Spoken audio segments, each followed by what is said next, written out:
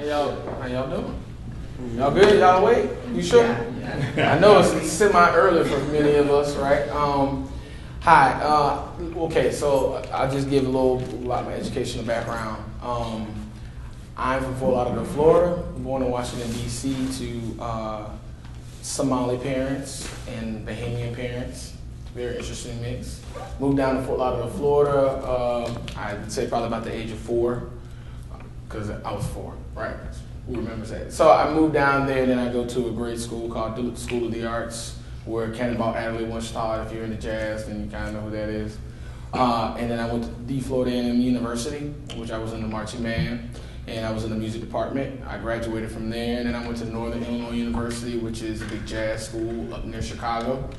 I was fortunate enough to take lessons and be the graduate assistant for this guy named Ron Carter, who was kind of like a jazz educational luminary. All right, so that's education, right? That means I read books, I took tests, I graduated, I got a piece of paper, all those things. But what makes me knowledgeable in music? I've been a performer for about 22 years now. I'm a trumpet player. I have my own band around town, Blue Tech. That still does not qualify me to really go on and on about music.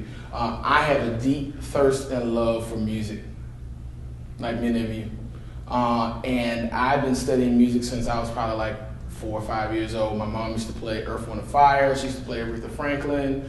She would play a variety of stuff around home. I even listened to, I would even listen to the Ohio Players. We would listen to Johnny Cash. We would listen to a variety, even Queen. That was one of my favorite groups. And I just have a thorough love for American music. And then as I got older and I traveled more, I played with a reggae band and we toured extensively in Europe. This guy by the name of Winston Rodney, his show name is Burning Spirits, won a couple Grammys. And every time I've traveled somewhere, what I love about it, I'm not a musicologist, but I pin myself somewhat of an ethnomusicologist. So I love the study of music of specific cultures. All right. So as I moved down here after graduating from Northern Illinois University, doing jazz and stuff in the city and playing different hip hop bands, I just really started, upon teaching a music history course at Valencia College, I started to get into what makes this music different than anything. Why do we have to put names on things? Why do we have to put categories on stuff? Did any of us ever wonder that kind of stuff? No? Is it still too early? All right, too soon. All right, so when we're talking about this, I had a question of why we need to have categories.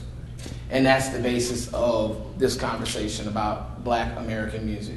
I posit in this conversation not that all music or that music in America owes a debt just to Black music or African Americans, but that there's such a wealth of music that comes out of the Black community that it's really hard just to put these certain categories on it, like jazz or hip hop or funk or soul music. It's really hard because when we start talking about it, if you talk about the people who we coin as the fathers or the mothers of that particular musical movement, most of them didn't even like those names. And it's the same thing. Anybody taking any music appreciation classes, we can see the same thing in classical music history with people like Bach and Beethoven and Lully and Palestrina and Vivaldi and all these different people who are like quote unquote big wigs in music history, not performance, not education, just history. Most of those titles of the different types of music that they were responsible for, especially people like Claudio Monteverdi and opera, he didn't give it that name. Jazz, Duke Ellington didn't give it that name. Actually, he detested it. Miles Davis detested it. If you look at the history of hip hop, Africa Bambaataa is not a fan of the term hip hop. So why do we even worry about those things? So this is kind of one of the things I posit and want to bring into the table. All right, let's dive in. So let's define what is Black American music.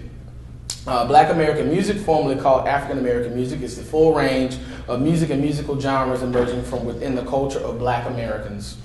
What makes the statement interesting and conflictory is that Black or African Americans make up a significant percentage of the racial minority of the population of the United States. Moreover, If we reorganize the classification of Black American music, emphasis on the Americas in their entirety, North America, Central America, South America, we have now opened the floodgates to more racial diversity in the sense of African descendants and music generated from within that broader community.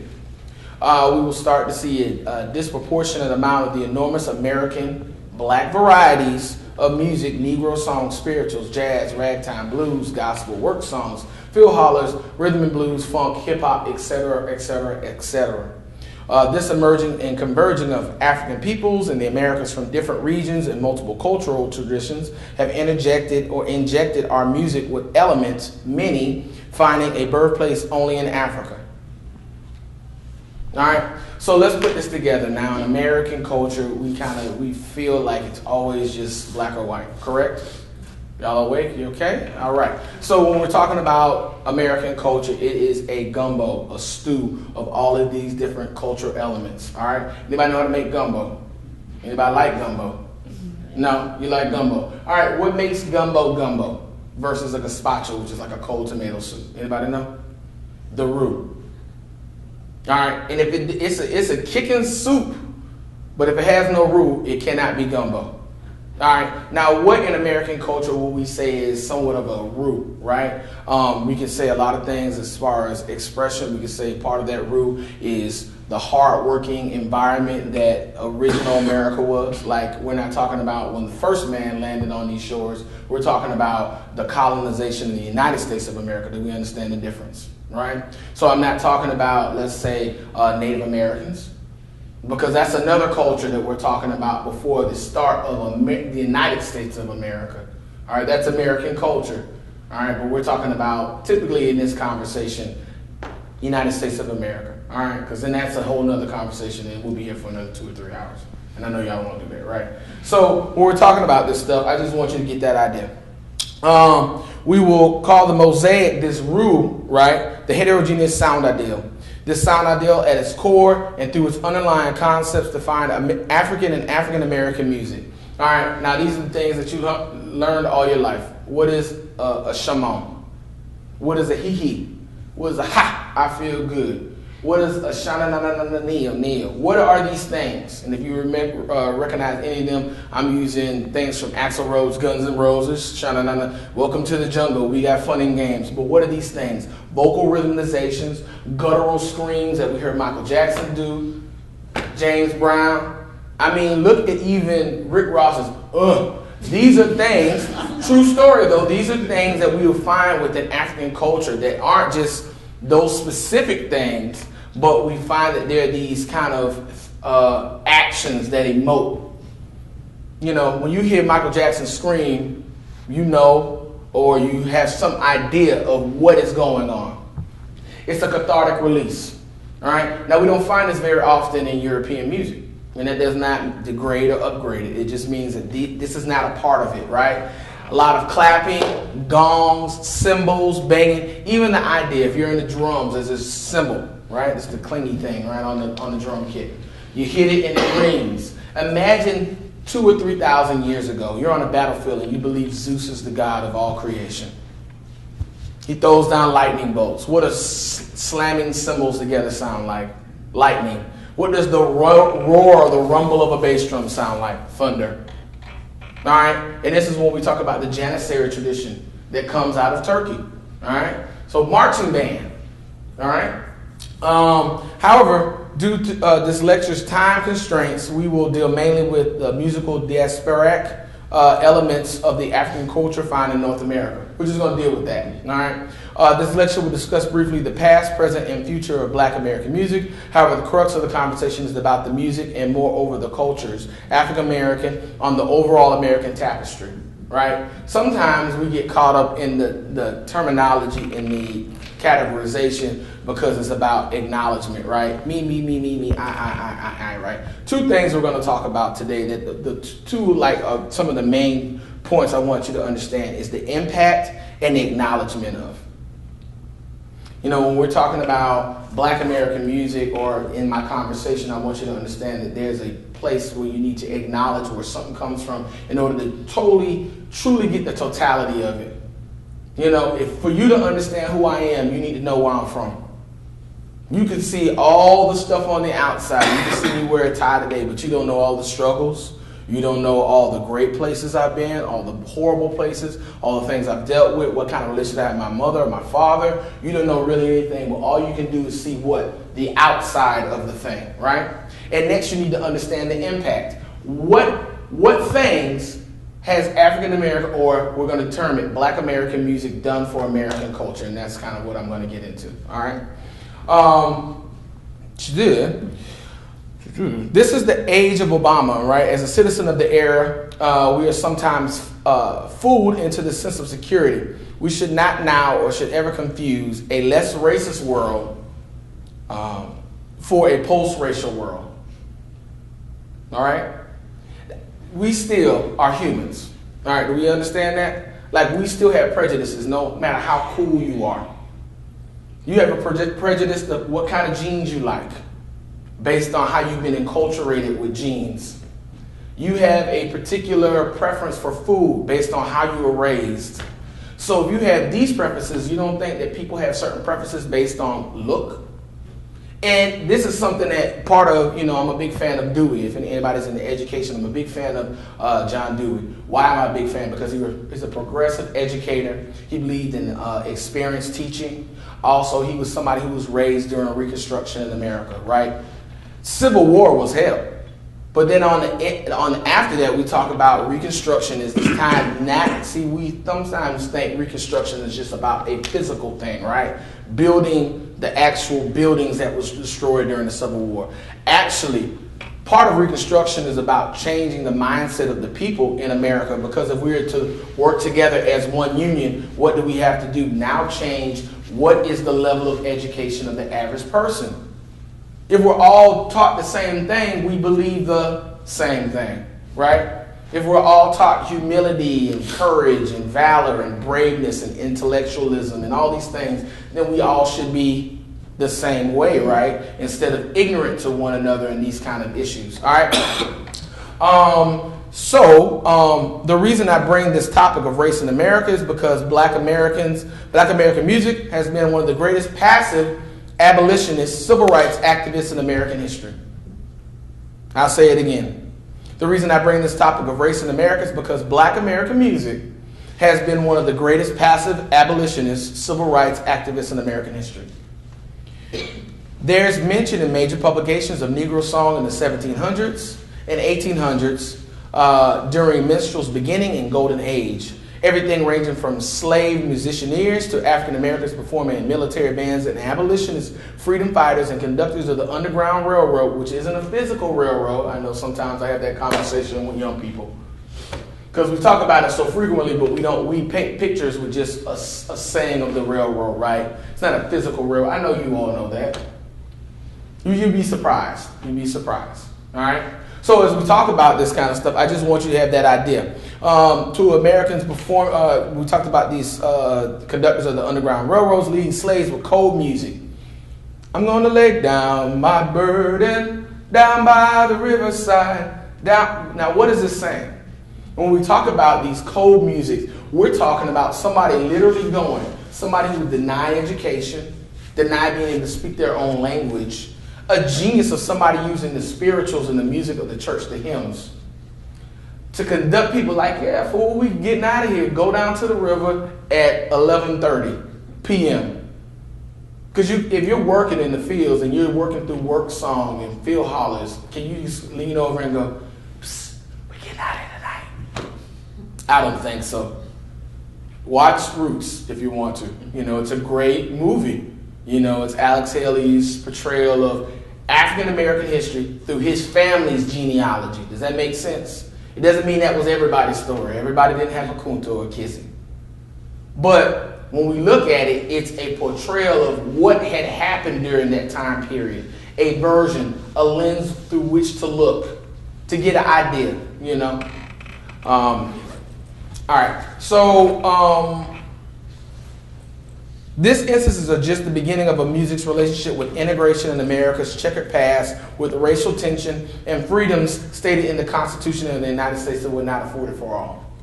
All right, so we're just giving backdrop. So in this lecture, what I'm doing is I will vacillate back and forth between acknowledgement and impact of the music. Let's begin with acknowledging the various forms of music emerging out of the African American community. All right, I'll give you a breakdown real quick of the decades or the centuries.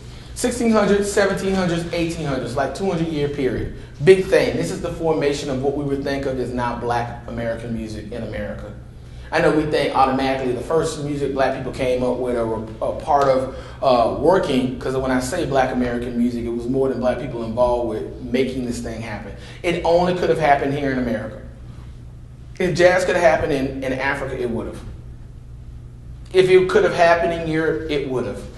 If hip hop could have happened in Europe, it could have been called the leader, in which in European music they had prose, music, poetry, rhyming couplets set to what? Music. Not sing song, but literally spoken.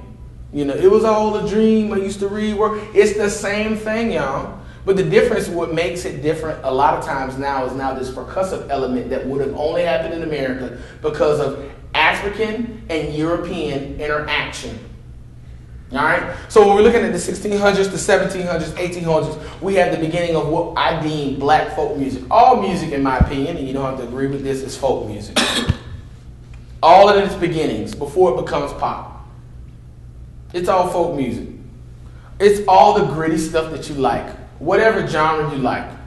It could be everything from jazz to emo to screamo to pop to whatever. All of that stuff, the first person who ever did it, the first group of people that came and put it together, it was folk music. Opera was folk music at one time, y'all. It was called Monody and Madrigal. You know? Even when we look at Afro-Cuban or Afro-Rican or Latin jazz, it was folk music. You know what it was called? Bomba. It's very simple. It's percussion. If you're in it, my Puerto Rican or Cuban brothers, or even bachata when we talk about Dominican. All it is what? Rhythm, strings, and vocal. And it's all connected to what? Dance. And that's all folk music is. It tells a story. And it could be a simple story, it could be a deep story, it could be a sad story, it could be a happy story, it could be a lustful story, it could be a mournful story. It's a story. So even in the beginning, when we look at spirituals and work songs, they're stories. Some of them very sad, but if you're a slave, how happy can you be every day? I mean, you're getting beaten whooped, right? I don't know if I'm gonna make it today. I don't know if I'll eat today. And let's look at country music. Even in that same parallel, right? Blues and country in the beginning are the almost exact same thing. Why? Because it's the music and story of poor, disenfranchised people. I could play some original blues and country music right now, and if I didn't show you a visual of it, you wouldn't know who was singing what. Oh, that's a black guy. Nope. He's not. His name is Jimmy Rogers.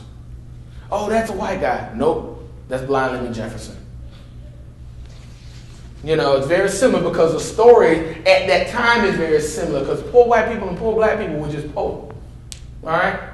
So let's begin. So we talked about the Negro songs, spirituals, field hollers, work songs, and Black folk music. I like to refer to this as the beginning of Black folk music in America, the storytelling and lyrical element found in the griots of Western African culture, right? What is a griot? Anybody know? All right, griot is somebody. Anybody have a grandmother who tells stories all the time to you about the same stuff over and over again about your mom and dad and all that kind of stuff, right? Right? Even if it's an uncle, a cousin, a friend, or whatever of the family that tells you the same stories over and over again. You know what they're doing, whether they know it or not, inherently, they're passing down your story. Some of us go online and we'll look up on, Ancestry.com and find out where we're related and all that. One of the great things, I remember my grandmother from an early age telling me about our family in America once they came from the Bahamas, my mom's side.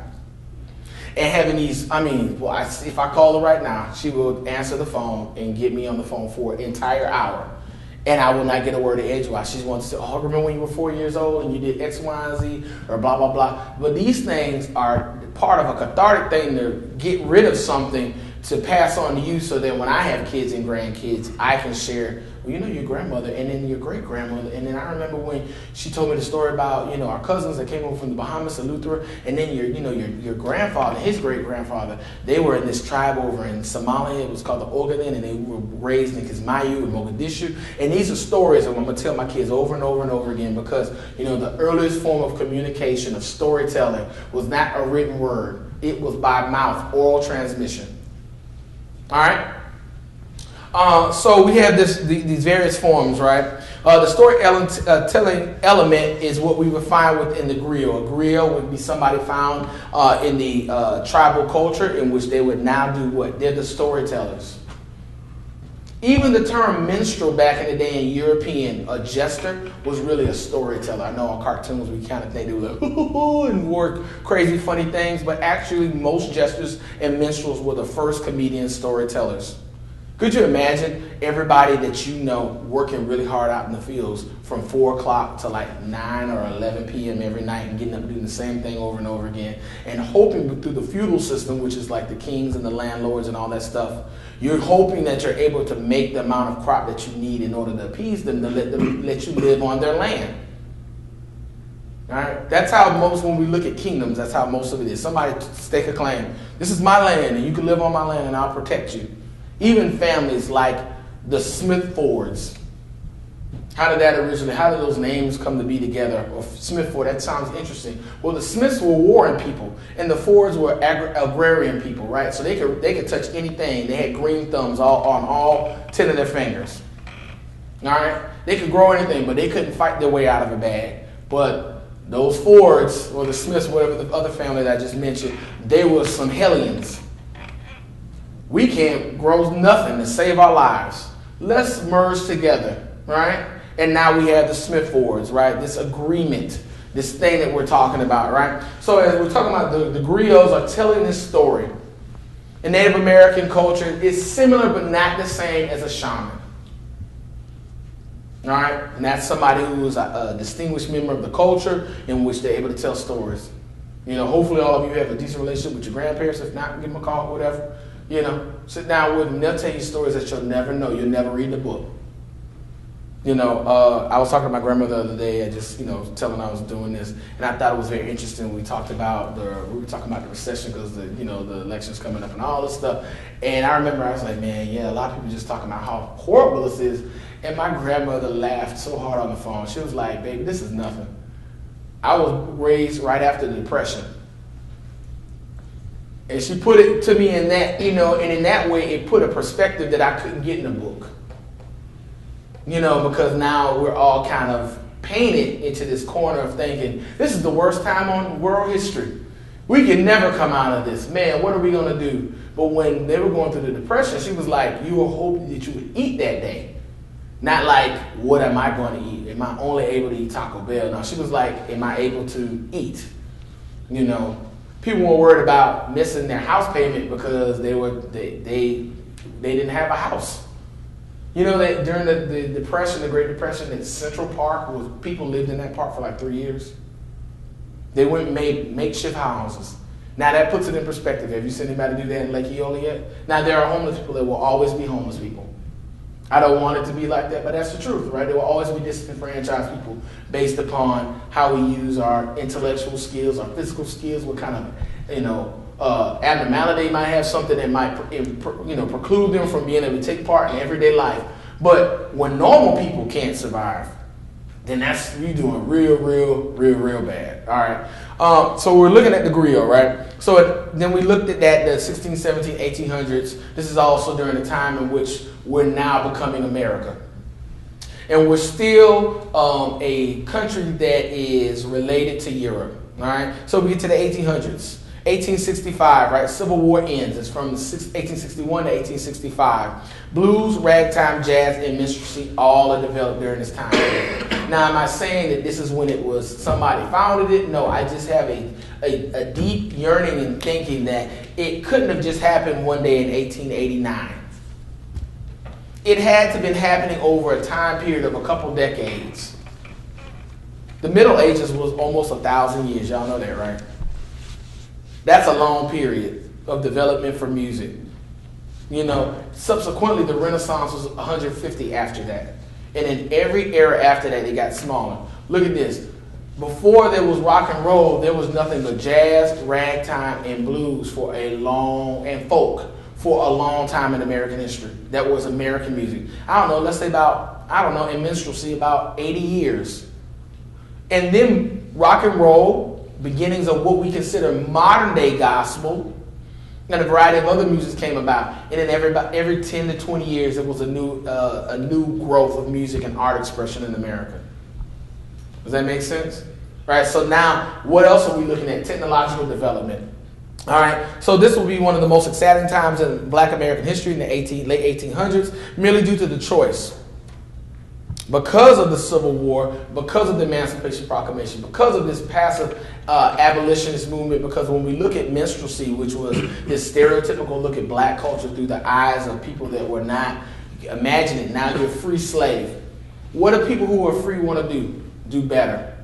So now, because of this thing that we're going to later term, because Thomas Daddy Rice comes up with this thing called Jim Crow character.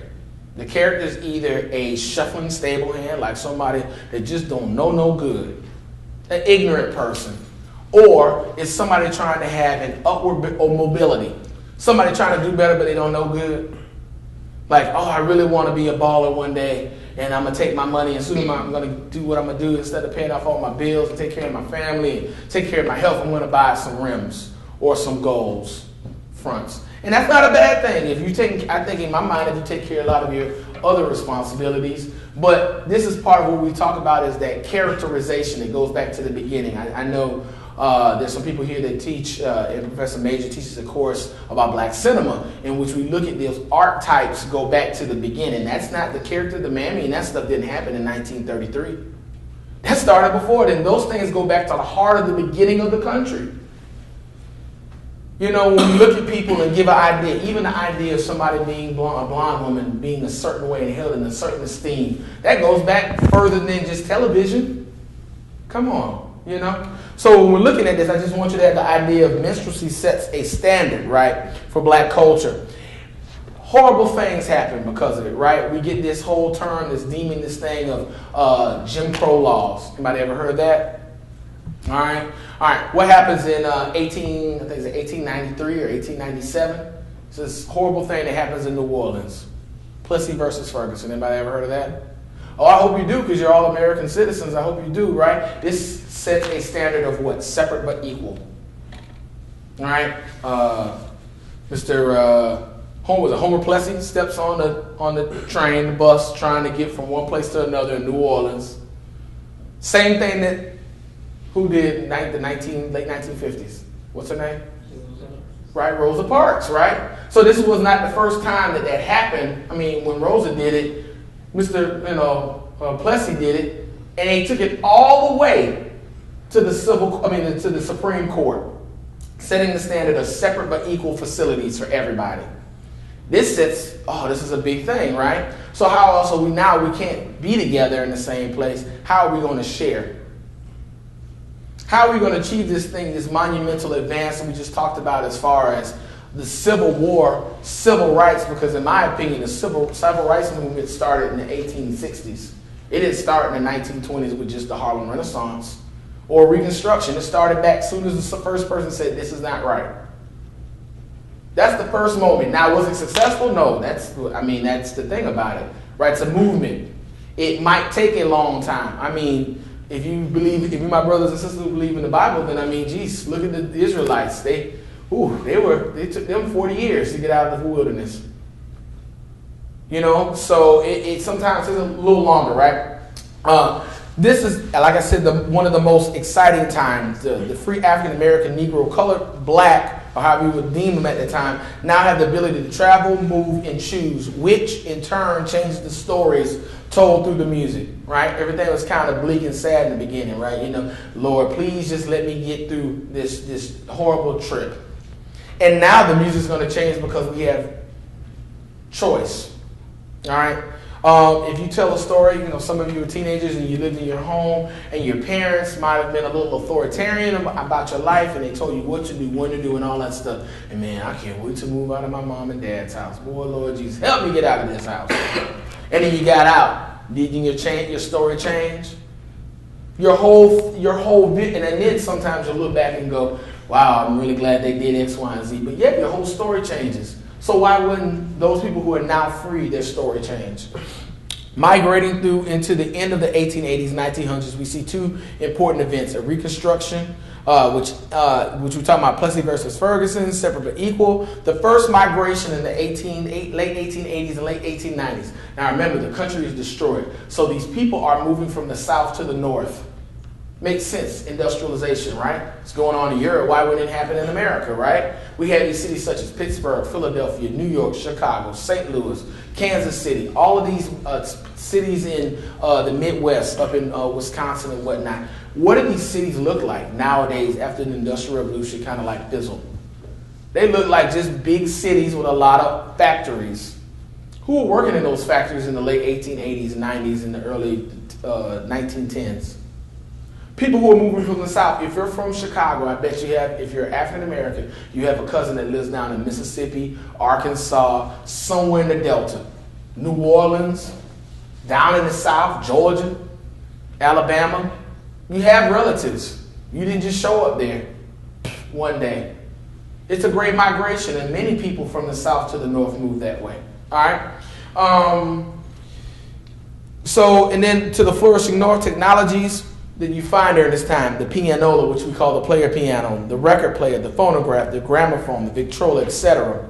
In the beginning of the civil rights movement in America, I assert that as slavery ends, there's an immediate response by the citizens for or against rights for those citizens, right? And we see in the 1960s just the tipping point and the fruition of the work of the music doctrine and hard work of the righteous leaders of the movement, right? And there's several of them.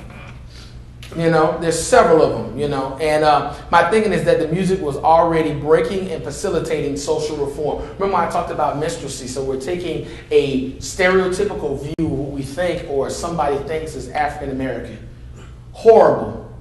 Blackface, they would burn cork and put it on their face, and they would take plantation music they would find of slaves and play it. Right? Even Stephen Foster, one of America's greatest songwriters, who later regrets before his death in 1864, before his death, he rescinds everything he ever wrote about minstrel music.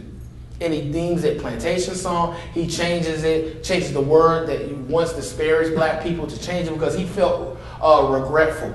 But Thomas Daddy Rice does this. Horrible thing, right? Sets the standard. People, look at black people horribly. You know what genius thing it did? The thing that you despise the most, sometimes when you make fun of it, you're actually exposing everybody to it. So what minstrelsy did is it created the first canon of some original American music. It also, out of that, we find like the first set of jokes. Why did the chicken cross the road? That comes out of minstrelsy in vaudeville. It's not just Bugs Bunny. That's the first joke many kids learn, right? As a huge fan of John Dewey, I talked about this earlier, social reform, education, progressive, the Reconstruction period was not as effectual policy-wise as the music and art was in transforming people's minds. Minstrelsy, even in its negative aspects, exposed everyday people to elements only found in black communities. Right? Then we get to 1910s, 1930s. We see the development of jazz, swing, and the Harlem Renaissance. Right? This is a big, important moment. It's not a blip. It's a big moment. Right? Prohibition also happens during this time. World War I, the stock market crash, the Great Depression. Also, just prior to this, we had Spanish influenza that struck down about 1/16 of the Earth's population. Strong people, sickly people. Husbands would come home that day, cough, and die in their sleep. It only parallels next to when we talk about a pandemic next to the bubonic plague. I mean, they were like, people were dying, like they were whole ships they would just leave out in the harbor because everybody had died. And it was that communicable. All right? All helped contribute to the flourishing of the Harlem Renaissance. All of this stuff. The excesses of the roaring 20s and the grandiose extravagances of those upwardly mobile, as described in F. Scott Fitzgerald's The Great Gatsby, created a fetish market for exotic and taboo art, music, and culture. So now you have this, just before the fall, there's always a great extravagance. Every time you watch a TV show and somebody in the news does something really horrible, like a famous person, usually they're doing really great. Then they make a bad mistake and it's a fall, right? So right before the stock market crashes, we had overinflation of product. You know, it's kind of like the housing bubble of 2008. People kept betting against something that wasn't fictional. Even if you take out a dollar bill, that dollar bill today means nothing. You realize it was once, now it's just a piece of paper. Now I'm not talking about value, I'm talking about what it stands for, because this thing called, I can't think of it, I just forgot that. But when you talk about a dollar bill, you should represent something that you held in a bank. It's a note, a tendered note, right? And once upon a time, it used to be based on the gold standard, right? Now it's based on petroleum or something else, like something that we don't readily hold in our country, right? Well, they bet against it. Everybody's becoming millionaires and making lots of money while the poor gets poor and the rich get richer, right? And then the fall happens. Right before that, when people have lots of money, rich people, you know, rich people, you ever seen those TV shows when they buy gold toilet seats? You know, they have to do something because they have so much money that, you know, all the art and expression really always comes out of lower middle class people. You realize that, right? Because we have more of a story to tell. If you're rich, what story are you telling? Man, I have it so great. You can only sing that song so many days in a row, right? Poor, I remember growing up, I had adventures, experiences. We could sit down and talk about them. You know, the better economically I get, the more I want to just remember. I don't have to go relive it to remember eating peanut butter jam and jelly sandwiches every day or ramen noodles. I don't have to remember all that stuff. I don't have to go do it to remember it. It's burned in my psyche forever. But if I was born with a silver spoon or a gold spoon in my mouth, it's really hard to express those things that you want to learn about life and all the adventures, right? So now there's this taboo market. I want to hear how it is to live real. I want to find some of that black music. True story. It happens, and there's tons of, even Bluebird Records in Chicago, we find is a record label that really, or Swan Records, I think also, they made a lot of money off selling. Okay, let me give you an example. When they say a plug nickel, which means somebody, one of the reasons why, long story short, the Secret Service, the original idea for the Secret Service wasn't about protecting the president, it was about counterfeit notes. And people were counterfeiting nickels because, you know, a nickel was the value of a meal. You can go to somewhere and give somebody a nickel and get like a steak and eggs and coffee and all the food you want, never in a cup of coffee for one nickel. So what if I told you that a record player or a Victrola or a gramophone costs $12? Who was buying that? Rich people. Right. At that time in the 1910s were who? A lot of black rich people, right? A lot of Hispanic rich people or Latino. A lot of Asian American rich people.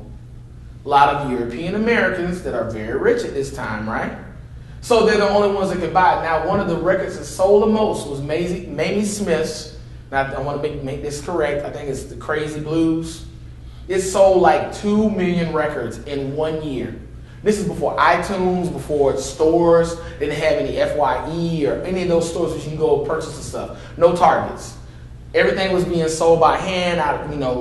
Porters were selling them on the back of trains. Who was buying these records? If I could barely afford a nickel to eat, you think, how can I buy a $12 record player? And how could I buy a $1 record? So that it was economically, even if you look before billboards, you can see that there was a market for the music because people liked it. It was a dance craze. The 1920s was a dance craze. All right? The new Negro, as commented and written about by such public intellectuals such as Alan Locke, Langston Hughes, or Neil Hurston, the new Negro was divided into two sections. It was a literary work. The Negro Renaissance and the new Negro in the New World. The literary work helped redefine and provide critical social and political analysis for the black man in America, right? This is during the time of beginning of swing. We see jazz coming into its own, the early essence of R&B, which is what we just consider dance music at the time. The literary work helped define this, and these mechanisms in conjunction with the technological advances such as radio and social movements parallel suffrage, social welfare, etc. And these things help solidify black American music within the American tapestry at this time. Duke Ellington takes advantage of this fetish market at the Cotton Club and a radio show. And during this whole time, the Harlem Renaissance is a period of growth within the black community and the dissemination of black culture through black American music, helping sculpt who and what the new American is. I think sometimes people confuse that, like the Harlem Renaissance was just, in my opinion, through research, was just not about redefining what the black man was or the black woman was. It was redefining what Americans, what they look like. Could you imagine? Just don't bang. Oh, okay, cool. All right, so when we're looking at it, when you redefine one person in a group, you redefine the group. Does that make sense? That's why America sometimes has such issues, because we have such an influx of a variety of different people all the time. So the idea of what American is redefined like every year, every decade. What is the face of America? We can't point to it anymore. It's not, white or black. It's not Latino. It's not Asian Americans. It's not even people that are from outside this country anymore. It's now mixtures of people, multiracial, ethnic, different ethnicities. People going, I'm not even a woman. I'm Kablasian. I'm a mixture of things, right? So we see this happening in the 1930s, 1950s. We have a couple things. World War II, Korea, Brown versus the Board of Education at Topeka, Kansas. And we find music, swing, R&B, and soul music, right? We had a righteous brother named Ray Charles. We had another brother named Louis Jordan. We had Duke Ellington and Count Basie. We had a variety of other people who were leaders of an expression of culture, because they were black, but they were also American. They were African, and they were also American. All right? Because regardless of how somebody else perceived them or would like to give or deny them power or rights, they figured themselves as that. All right? Black economics, fetish market, and the ever-developing idea of the new American after a series of very independent things such as television, radio, and independent record labels. This is when we're looking at stuff like Berry Gordy and Motown Records. This is when we're looking at the beginning of what we think of as the Chitlin Circuit, right? But actually it was a market for the music, because there were theaters that they specifically went to. There's one of the more famous ones that still stand is the Howard Theater. If you were a black act, in order for you to withstand the tolerance, and be, because Berry Gordy, it was kind of like an assembly line. He was trying to put out black artists because it was such a big market for. I mean, there was a decade when you couldn't turn on the radio and not hear a black person singing, for hours, and it was like 40 different people.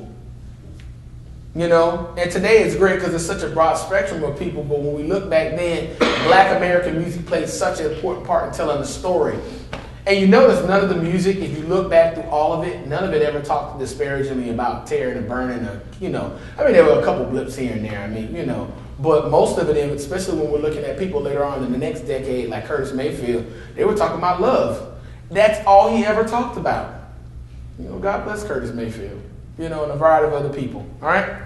So then we get into the 1950s and the 1960s. What do we have going on? The civil rights, soul, funk, black psychedelia, the integration of America, Vietnam, the hippie movement, love, drugs, coming back from Vietnam, the active integration of America. The lines are blurring and yet rigid, strengthening during this time, because we have so many things going on. All right, 1970s, 1980s, we have still integration going on in the beginning.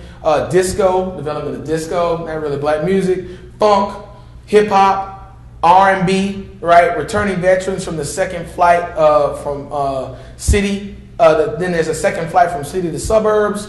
Drugs, cocaine is coming in the country. The crack epidemic begins, freebase.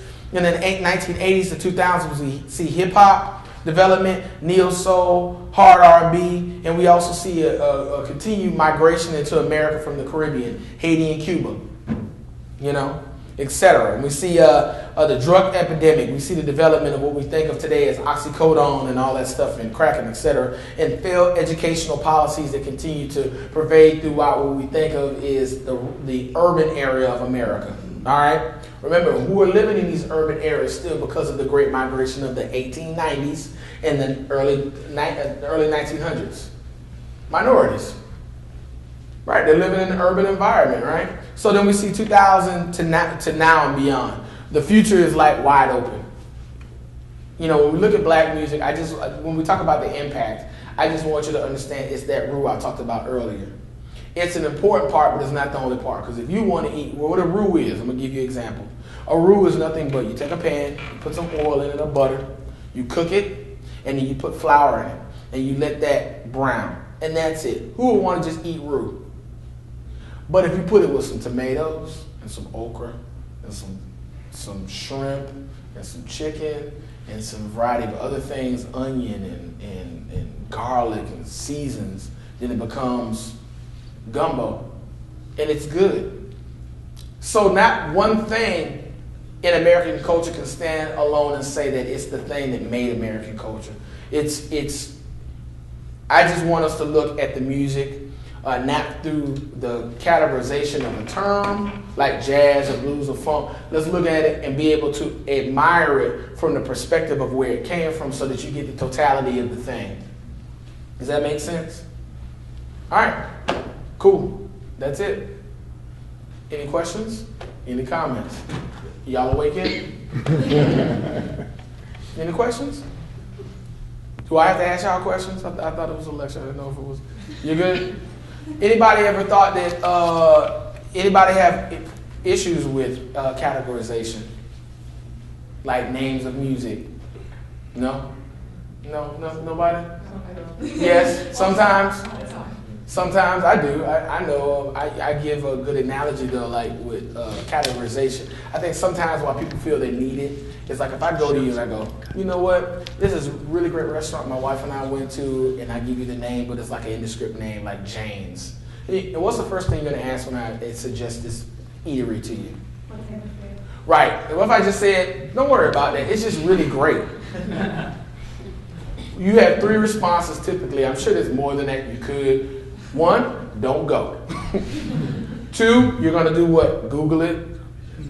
Look it up. Let me see a review on it. And 3, you're probably going to ask me, please just give me some type of definition. Right? Why is it? It makes us feel comfortable. It doesn't make the food better. It doesn't make it worse. The category makes us feel comfortable. Even the name of if you look at me and you would call me black, I'm not offended by that. I don't call myself black. I don't think it's a bad thing. If you called me Negro, I probably wouldn't necessarily like that at all. But based upon at what point in American history we were, I probably back in the day wouldn't have been as upset then as I would be today. Call me African. I'm cool with that. Call me brown. Oh, he's a brown person. Some people might get offended, but I am brown. But it's about categorization.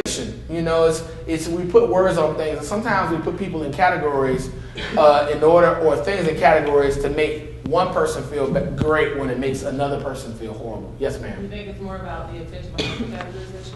I think so sometimes, because even the term jazz, a lot of people don't know. Like the music was developing down in Storyville. Storyville in New Orleans was what? A place where hookers and prostitutes, pimps, gambling, all kind of crazy stuff was going on, right? The prostitutes would wear a fragrance called jasmine, jazz. So when you look at the original, and I'm not saying that this is, no historian can say for certain that this is where it comes from, but think about it, J-A-S-S, and then all of a sudden somebody goes, let's just put Z on it, and they kind of differentiated between jasmine perfume that the prostitutes would wear, and the music would be played for these people while people would look through little peepholes and stuff like that. Yeah, so already you know, I look at the music, I just think of it as like traditional New Orleans music instead of jazz, because then it's so broad, you know. It's like rock and roll.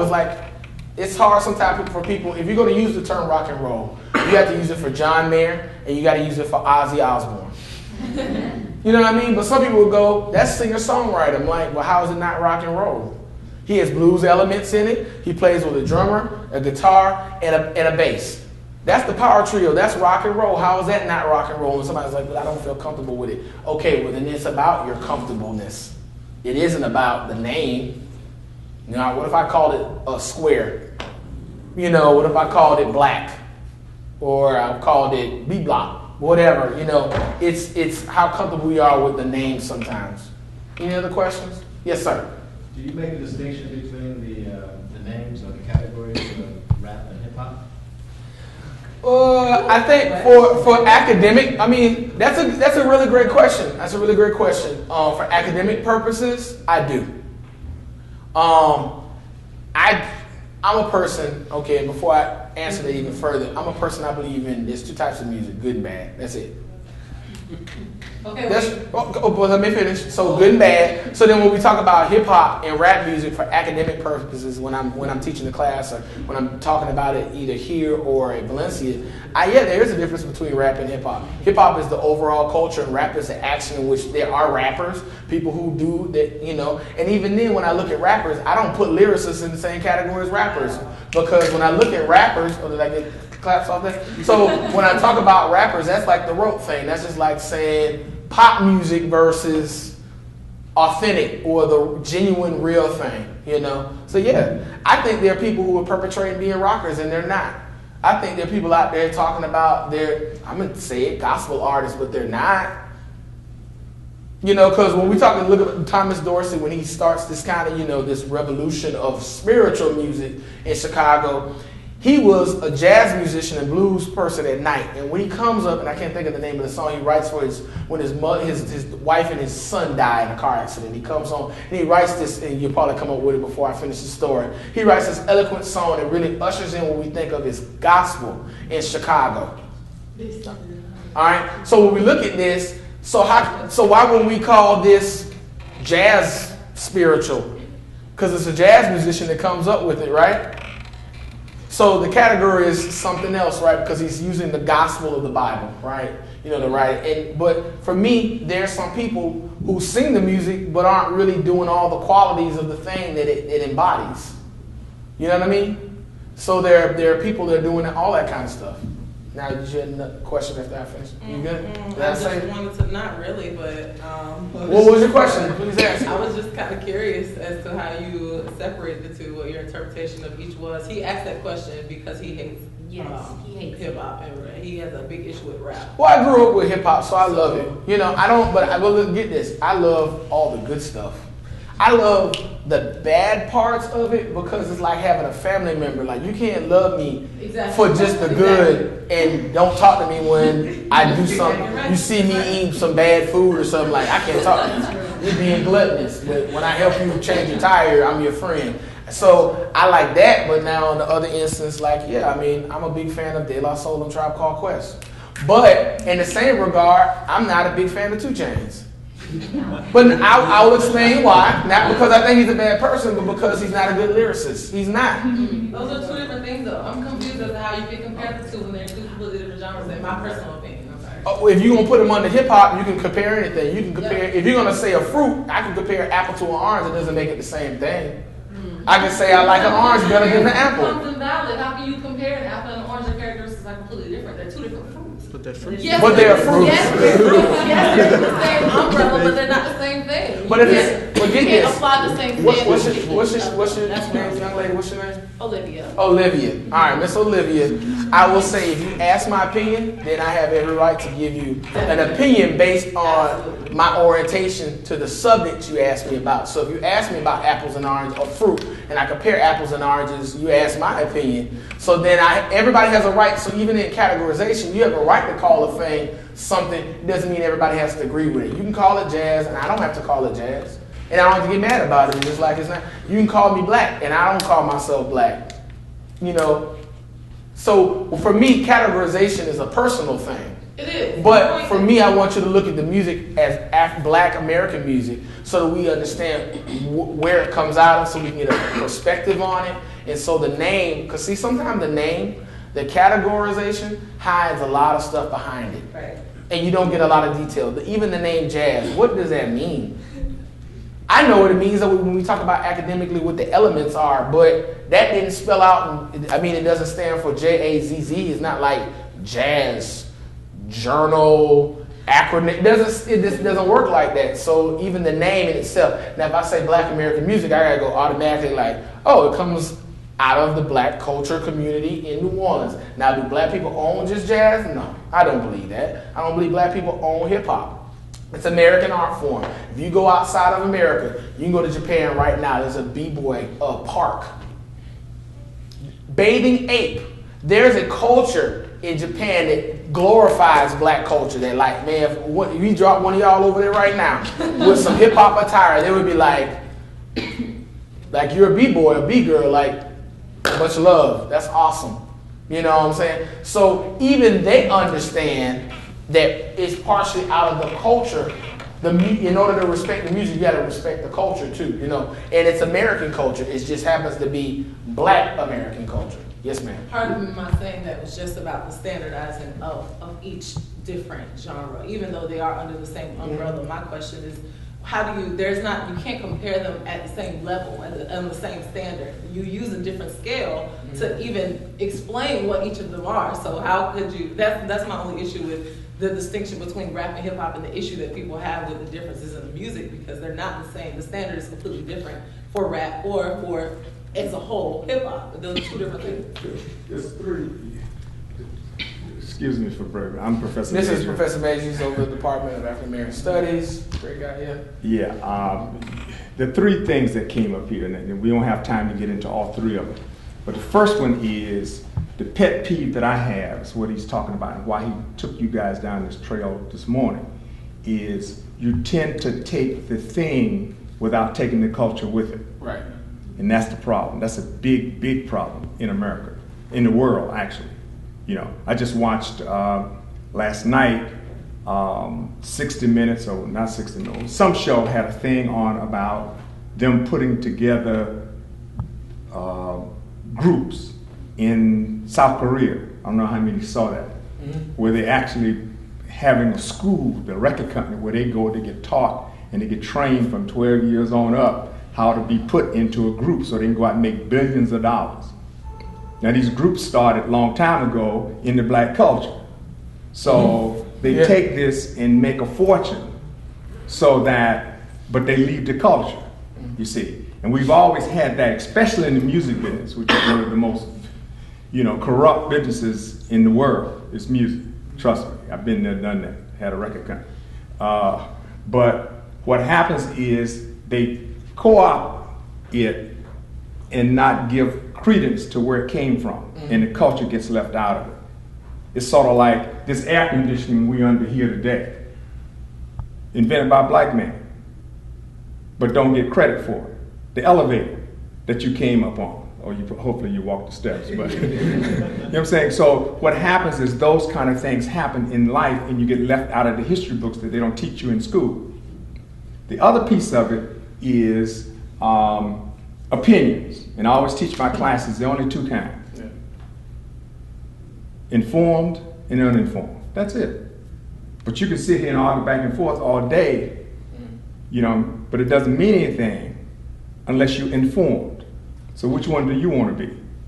It means that you go and you find all the information, you can research as much as you possibly can before you formulate your opinion. Now we're going to see that November, 6th? 6th. People are going to go and vote, and don't have all the facts and information about what they're getting ready to vote for. I mean, it's stupid. You need to go do all the research and find out all the facts, and once you do that, there's only one choice. Common sense. Okay? The other piece of it is Public Enemy is being nominated this year for the Rock and Roll Hall of Fame, when you talk about the difference between the two. Chuck D has already said he got a problem. Okay? Why? Because NWA is also nominated. And he don't want to be considered in the same category. So he might refuse it, depending on how the vote goes. So this discussion that you guys are having now about that difference, you understand, in terms of what it is, and you would think, wow, and this whole image of rock and roll, Public Enemy, but at the same time, you know, in terms of that openness, as Jarritt was talking about, is that labeling that America does and put you in this category versus, you know, what is your product? Is it good or is it bad? You know, there are all kind of political reasons also that Public Enemy is not big in America anymore, but they're huge around the rest of the world. My best friend travels with them all the time. In fact, they're in London right now. So they're huge, London, Australia, Germany, I mean, you name it, all over the world, every year, world tour. You see. So anyway, those are the three little points in terms of this discussion that I just want to put out there. We can't solve it and talk, but you can go out and do your research, and you can hopefully open your minds to formulate what is it that I need to know about this subject. You see. I definitely agree. I you know, like I prior said before I started to try to answer your question, which was I only believe there are two kinds of music already. Good, bad. So anything after that, for me, is like we're having a discussion about things that affect other people. Like for me, I'm like, if it's from New Orleans, I want to call it New Orleans music. And then let's get real specific. If you want to get super specific, let's say what community it comes out of. So again, we talk about Black American music, you know. So for me, it's like it's not the name, but I understand how you could feel that way. For instance, and I'll ask one of the questions because I have some little giveaways or whatever. Thank you for coming. First of all, thank you all for coming. It felt really good to want to talk. I talk about this stuff all the time, but I really have such a passion about music and art because I think that it's really like, you know, look, when you're rich, I'm not rich yet, but when you're rich, when I'm around rich people, hey, I want to be rich. Everybody should want to be wealthy, you know, do well for their family, I think. They don't talk about, you know, they don't sit around the table talking about trivial things. They talk about art and expression. They won't go out and buy paintings. They spend huge sums of money. And that's one of the things sometimes in our communities, we spend so much time exporting things that we don't take enough time to look at what the thing is and appreciate it. Sometimes in Black culture, and I probably would venture to say in a lot of other cultures, we'll export stuff so much so that after a while, when other people like it a lot, we don't even care about it anymore. You know, and that could be a negative thing, that could be a positive, I guess, you know, but I would just keep in mind that, you know, when we're looking at the music, you know, if I'm looking at Latin music, I don't go like Latin because I was watching The Voice last night, all right? And one of the guys paired somebody who was singing Gloria Estefan. Anybody know who Gloria Estefan is? Rhythm Is Gonna Get You, right? Where's Gloria Estefan from? Cuba. All right, she's Cuban American. All right, well, she came over, so she's Cuban. The gentleman, he had an African American woman, 42-year African American woman. She could sing, and a young man, I can't think his name was like Julio, I think. Honestly, from Mexico, and she looked and said he had the upper hand on her, and I was like, that's like comparing apples to oranges. They're both fruit, but they're not the same thing. Because you ask any Cuban, if you say they're Mexican, they're going to be like, You say any Puerto Rican, they're Dominican, All right? So when we're looking at it, that's why I was saying, like, even though it's similar, they're very different. And he, in my opinion, when I listened to it, he had a hard time because Cubans don't speak Spanish like Mexicans do. If you listen, Cubans speak very quickly. It's done. That was 3 sentences just then. You missed it. So I will go ahead. Yes, no, get back because we got to go. But that just brings up an interesting point. I was the assistant producer on the Red Fox show. Okay, they hired a Mexican lady actress to play a Puerto Rican actress on the show because they thought it was all the same, and it didn't work. Yes. They actually do the same thing for West Side Story. Maria is a Puerto Rican. She's not Spanish at all. She's actually, I think she's Italian. So. Yeah, but I'm just saying in reference to that closeness between, they just thought it's Latino, so Mexican, Puerto Rican is all the same. And so when they kept trying to hire, each week when we wrote the script, they kept trying to get her to hit on the police, the guy who played the cop, which was Dick Van Dyke's son. It didn't work. So eventually they had to fire her. Okay, so I mean, it's unbelievable that they don't understand. Again, the culture is different, which is one of the reasons this plug again. I'm changing African American Studies to Africana Studies, so it includes everybody. Okay, and everybody will get a chance to understand and study their culture and other different cultures together. Okay, anyway. Very good point. All right, so I have 2 questions for you all. Got some things, little giveaways. This gentleman, you just raise your hand or whatever quickly. He was a principal, an important educator in Jacksonville, Florida. African American, very famous for what he did as far as like developing different practices and whatnot in the county of Duval, Florida. But he also was famous for composing the Negro National Anthem. Yes, sir. Say it again. James Willow Johnson? Yes, sir. Here you go. Thank you. So, I didn't really talk about it, during the conversation because I wanted to be able to ask that question because he's also part of that Harlem Renaissance because even though, Zora Neale Hurston was writing plays and books and whatnot and Langston Hughes and Alan Locke, you had on the other end this brother who was crafting, the anthem, which all music is really creating anthems from different movements. You're sad, you're happy, you're mad, Another question. I guess I'll ask this one. All right. Can anybody name three members of the native tongue family in hip hop? Does anybody know who the native tongue family is? I'll name one. De La Soul. Can anybody name 2 more? It's a loose group of. Yes, sir. Tribe Called Quest for Poor Righteous Teachers. Name one more. Just name one more. Just name one more. No. But you get it. Native Tongue family is De La Soul, Tribe Called Quest, Jungle Brothers, Moni Love, Queen Latifah, and did I say Jungle Brothers? Yeah. All right, so I think that's all of them. All right, thank you so much. Y'all have a great day. Thank you. All right.